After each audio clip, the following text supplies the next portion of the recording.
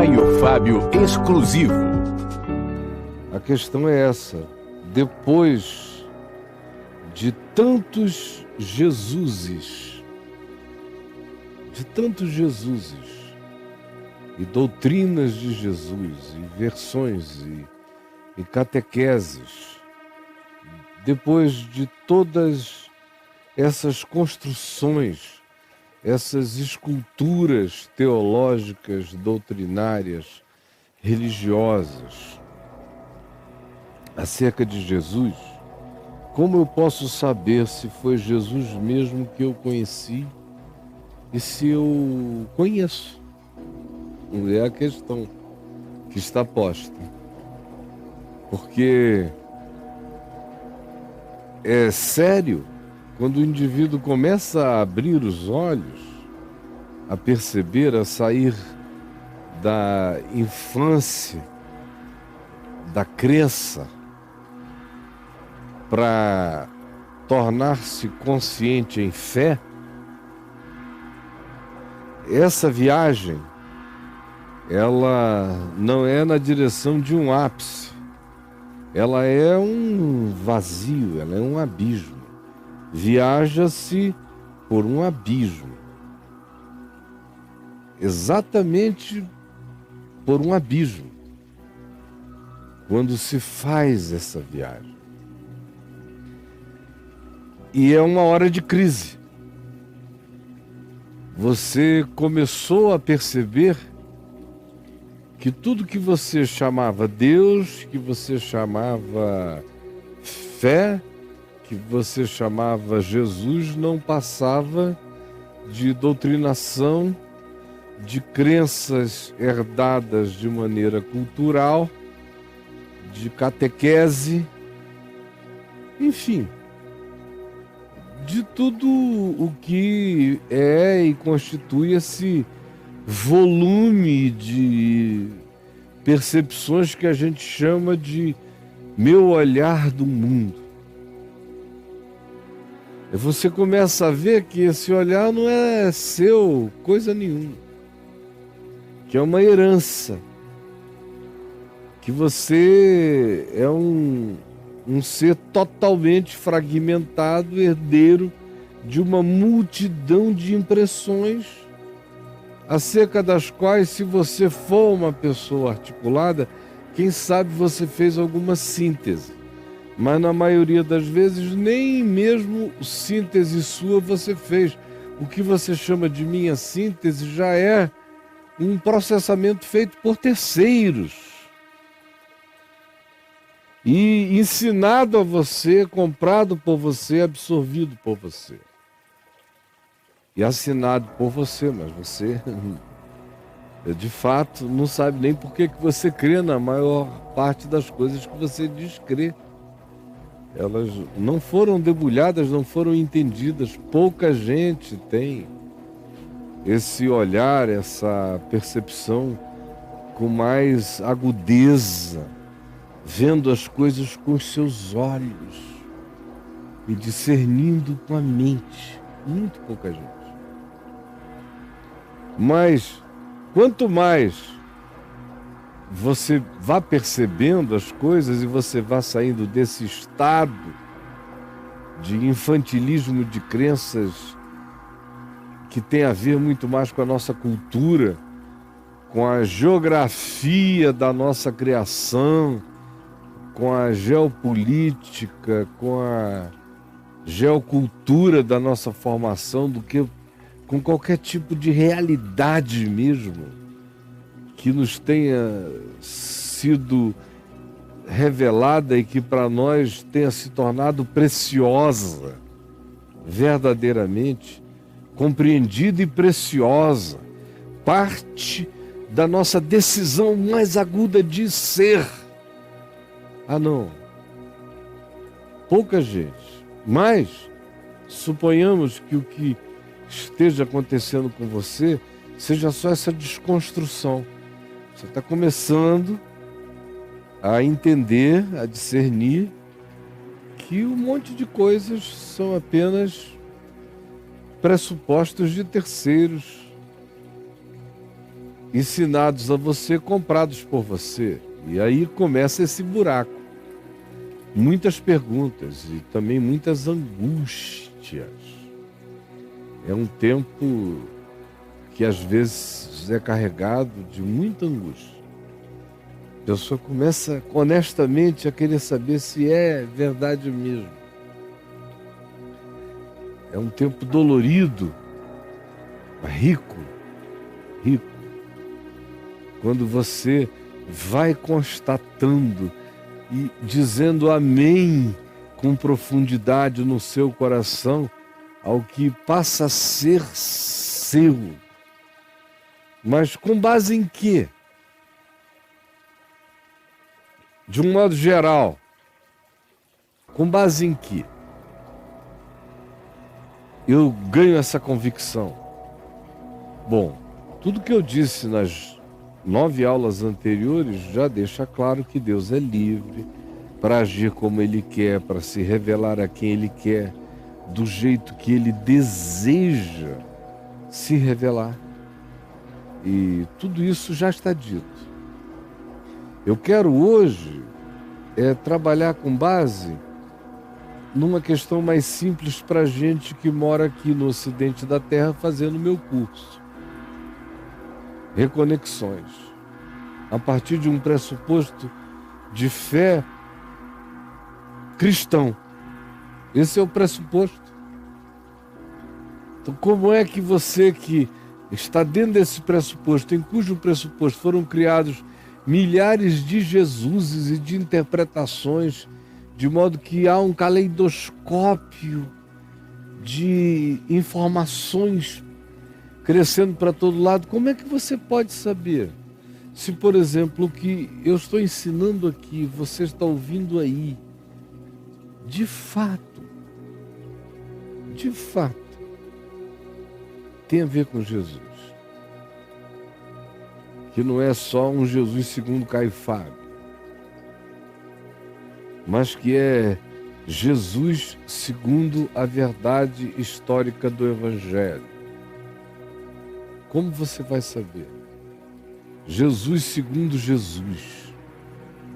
Jesus conforme a verdade historicamente experienciada pelos que andavam ao lado dele, sendo que cada um dos que andavam ao lado dele o viram a partir do lugar existencial em que cada um estava.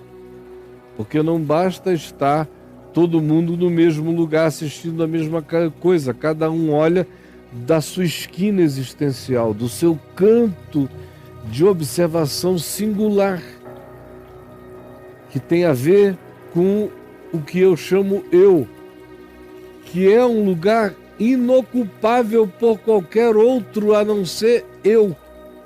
Esse é um lugar de uma singularidade imensa, de onde eu observo a vida.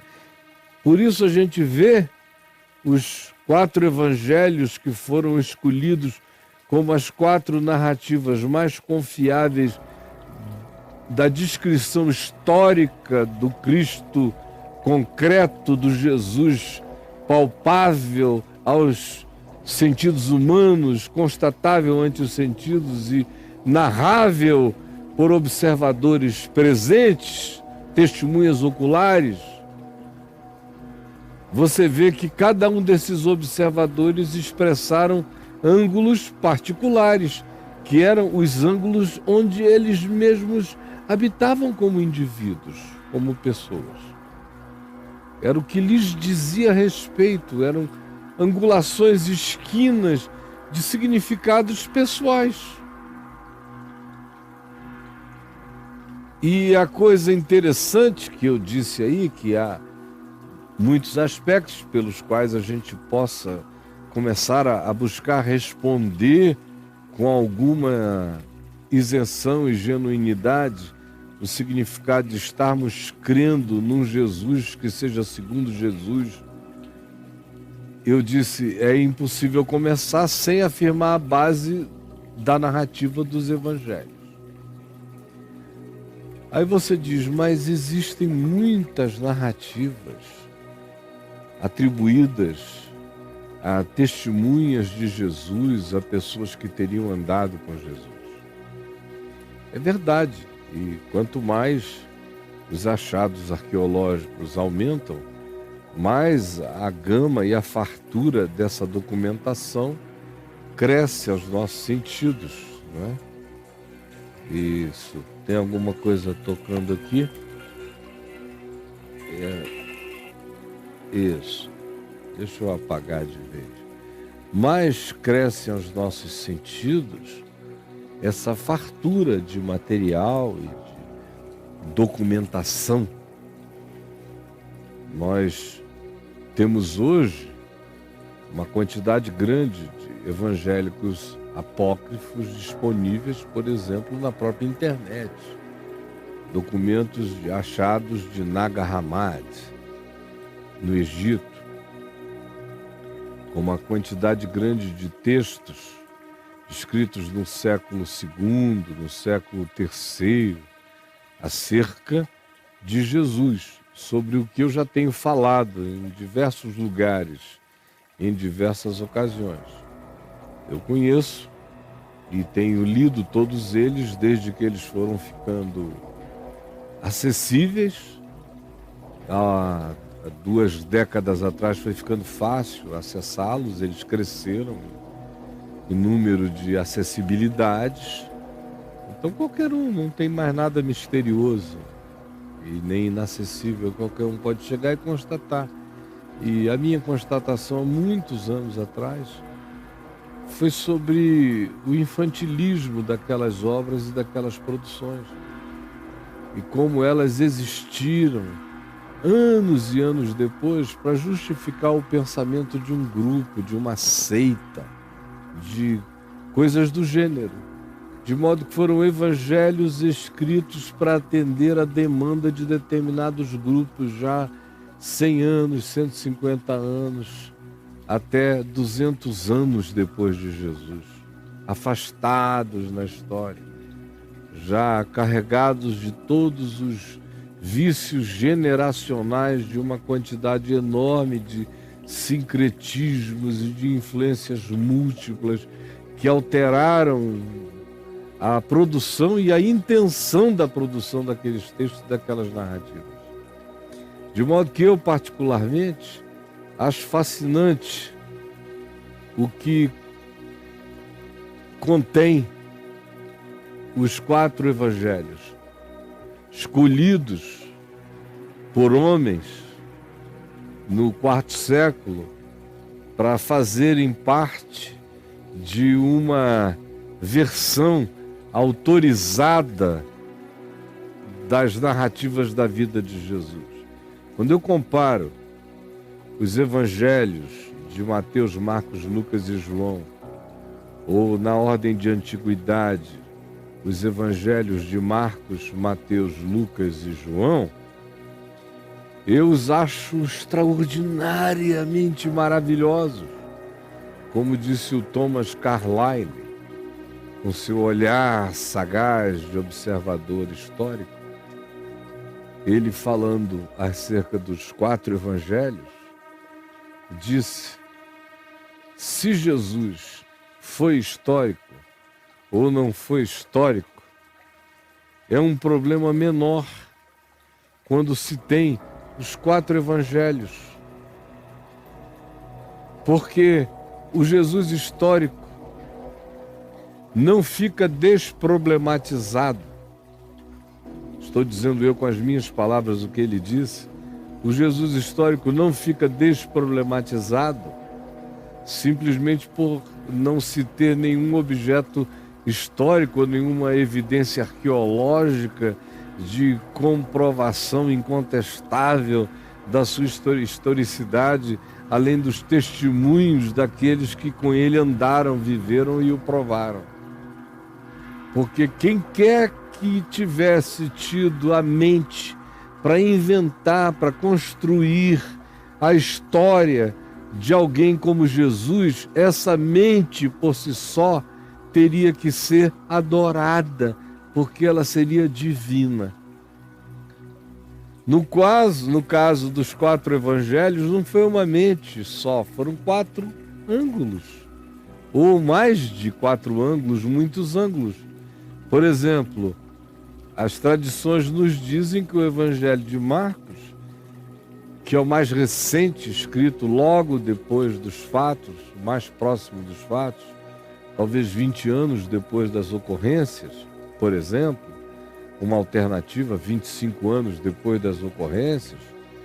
Há os mais aproximantes que dizem 15 anos depois das ocorrências, provavelmente não tenha sido, mas numa média entre o mais próximo 15 e o mais afastado 25 dos fatos. O Evangelho de Marcos, as tradições dizem que foi profundamente influenciado pela narrativa, pela observação, pelos dizeres do apóstolo Pedro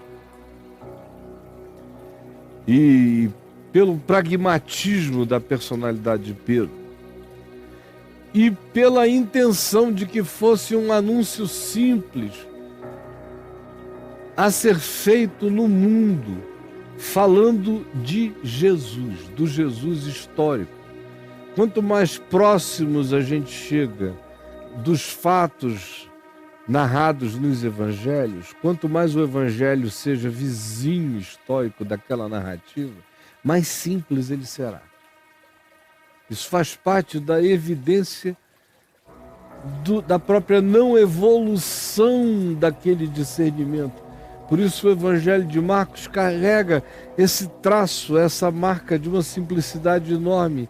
Ele é uma narrativa que diz: Jesus é história. Jesus. A ênfase de Marcos é na pessoa de Jesus. Existiu essa pessoa chamada Jesus no espaço-tempo. É o que Marcos diz. E o traço, as características, a coluna vertebral dele, o esqueleto, o desenho do caráter e do ser dele é este. Nessa simplicidade mesmo, daquilo que está descrito de maneira tão próxima à ocorrência que ainda não teve o tempo das elaborações da própria experiência. Do que aquilo significou para todos eles, aquilo iria crescer neles com o tempo. O Jesus da experiência histórica se dilataria na experiência existencial dos anos, na experiência de cada um deles, de cada indivíduo. E Mateus já agrega posteriormente. Não só você vê os traços do coletor de impostos em toda a ênfase que aquele evangelho dá em dinheiro, em parábolas que usam o dinheiro como simbolização, a presença dos impostos durante o evangelho, todas as coisas concernentemente a importância da Galileia, enorme, na narrativa de Mateus, de Levi, maior cobrador de impostos, maioral dos publicanos, em Cafarnaum, na Galileia. Portanto, aquilo está cheio das observações de um morador também, com mais o agregamento que ele fez dos oráculos do Senhor, do chamado Sermão da Montanha na Ordem, e de algumas parábolas que você só encontra nele. Ele dá, como eu disse nos 10 minutos introdutórios, ele dá uma palatabilidade a Jesus como o Cristo, o Messias dos judeus e para os judeus. Em Lucas, ele mesmo diz quantos olhares compuseram aquela observação. Ele é tão franco ao dizer que ele não foi particularmente uma testemunha ocular, mas ele foi um entrevistador histórico das testemunhas oculares. Ele diz isso na introdução do Evangelho de Lucas, tanto quanto ele diz na introdução do texto chamado de Atos dos Apóstolos, onde isso fica claro. Fui atrás para dar uma exposição em ordem dos fatos, desde a sua origem, conforme reportados por testemunhas oculares. E ele diz para que isso seja organizado com exatidão, com acurácia, para que a consciência dessa fé se estribe em fatos. Ele declara qual é a intenção dele. E o objetivo dele é revelar ao mundo o Cristo, que é Jesus. Mateus quer revelar Jesus, que é o Cristo. Lucas quer revelar o Cristo em Jesus. Marcos está falando de Jesus na história. Mateus diz: Jesus é o Messias, é o Cristo. Lucas diz: o Cristo, de expectativa de todo homem, é Jesus. E João diz: o Cristo, que é Jesus, é antes de todas as coisas. É o verbo, é a razão, é o sentido propulsor de todas as significações e de todas as criações. E sem ele, nada do que foi feito se fez. E ele é a verdadeira luz, que vindo do mundo ilumina tudo que nós pudermos chamar de inteligência, de sabedoria, de verdade. Vem dele, nasce dele. Ele é aquele em quem tudo tem o seu sentido. E se manifestou na história como Jesus, segundo Marcos. E se apresentou na história como Jesus o Cristo, o Messias, segundo Mateus. E se apresentou como Cristo em Jesus, segundo Lucas. E foi apresentado como a razão, o significado essencial de todas as coisas, como o princípio e o fim, o alfa e o ômega, o verbo do sentido de ser, de tudo que existe. Por João. O discernimento dessas percepções na escolha daqueles homens que disseram: esses 4 evangelhos representam o que de maneira escrita, verbal e proposicionalmente se poderia ter de mais claro a respeito da manifestação histórica de Deus em Jesus, o Cristo. Para mim, foi uma escolha irreparável, dado o fato de que todas as alternativas são absolutamente infantis quando comparadas com a coerência e com a sobriedade que você encontra na harmonia dos 4 evangelhos, inclusive nas suas expressões de pequenas discrepâncias, aqui e ali, que fazem parte da divina humanização narrativa, da expressão sinceramente verdadeira do ângulo daquela observação e daquela descrição, portanto, fazendo parte da própria validação, são errâncias da perfeição. E nisto, nesses 44 para 45 anos, daqui a mais alguns poucos meses, de experiência, de 44 anos de experiência do meu ser no Evangelho. É o que de mais forte como alimento para minha apreensão cotidiana e para o meu fortalecimento de ser me tem sido dado como uma graça disponibilizada. Graça de Deus através dos homens.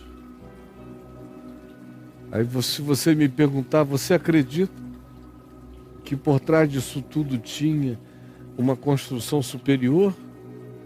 Eu, por causa da própria natureza da minha fé, digo a você com toda a pureza de coração que sim.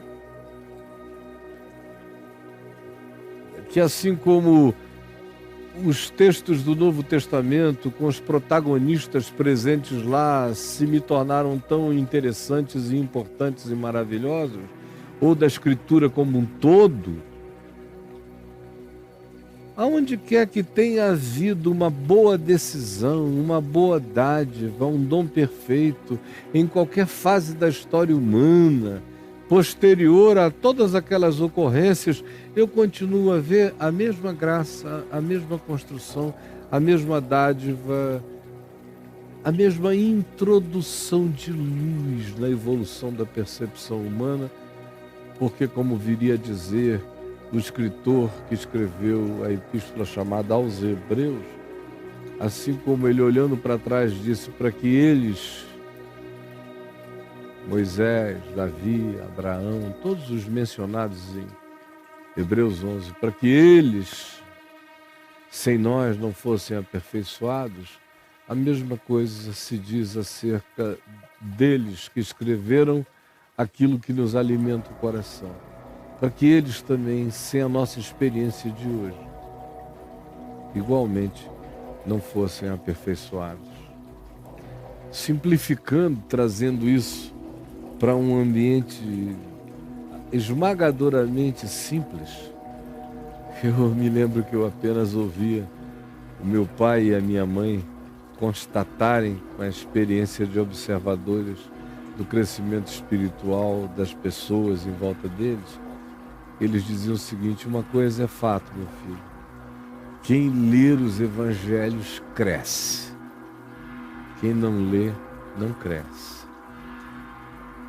Quem medita, ora sobre aquilo, guarda no coração e busca praticar, se desenvolve espiritualmente. Quem não faz isso, não vai a lugar nenhum. Tudo que eu falei se resume a lhe dizer: esses 4 evangelhos reunidos 400 anos depois, na reunião feita, nas sequências que eles implicam, nos conteúdos que eles trazem, nas narrativas que eles fazem, eles foram divinamente inspirados para serem colocados nessa acessibilidade que, em sendo provada, experimentada por quem quer que seja, fortalece, enrijece, traz musculatura para a fé, produz consciência e inteligência espiritual superior à mente, espírito da gente. É totalmente verificável na sua historicidade pela sua capacidade de se transformar a história na vida daquele que crê. De se transformar em repetição da mesma vida, da mesma experiência, com os mesmos sinais, com os mesmos frutos, com a mesma graça, com o mesmo espírito. Porque na realidade não se está falando de aprender o curso 4 evangelhos de Jesus. É uma experiência com Jesus narrado nos evangelhos e que transforma a nossa vida para se tornar uma narrativa dele no tempo presente.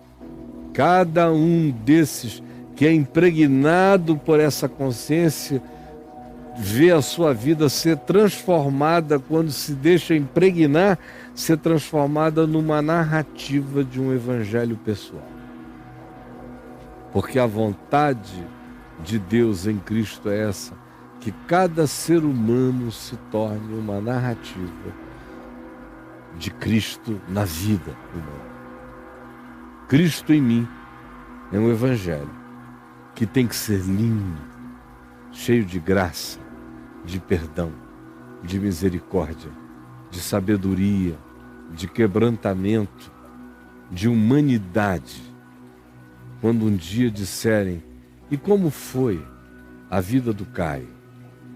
Que se diga: foi um evangelho de Jesus, vivido pelas expressões daquele homem forjado pelo próprio evangelho e pela vida, e que se chamava Caio. É evangelho, todavia, a existência dele. Foi uma boa nova que atravessou o mundo. É para isso que cada um de nós está aqui, para sermos a renovação do evangelho, para sermos a renovação de Cristo no mundo e na vida. Se o sentido não for esse, o evangelho não faz sentido. Eu me torno santo não por rituais, nem por exterioridades,